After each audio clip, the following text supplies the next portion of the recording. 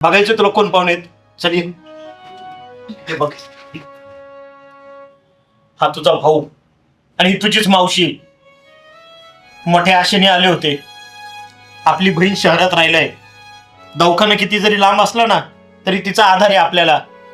काही अडलं नडलं तर मदत करल.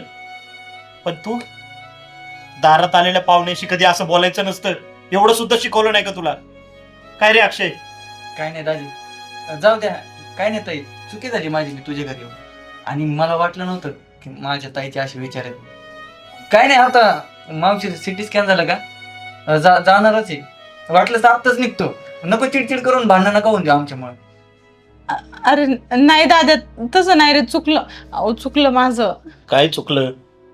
निदान ही जाणीव तरी ठेव की देवाने आपल्याला सगळं काय दिलंय. आपला हात देणाऱ्यांच्यात ठेवलाय. हे लक्षात येऊ दे जरा तुझ्या. आणि हे पुण्य कोणाला बी लाभत नसतं. तुमच्या घरात आहे.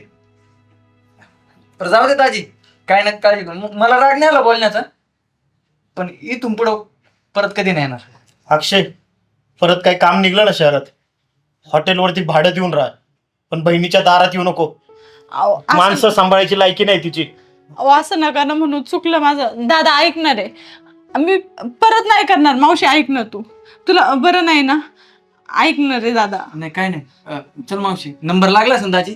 चला येतो येतो. सोडून तुम्हाला. अहो ऐका ना, थांबा. अक्षय दादा, अरे ऐक ना.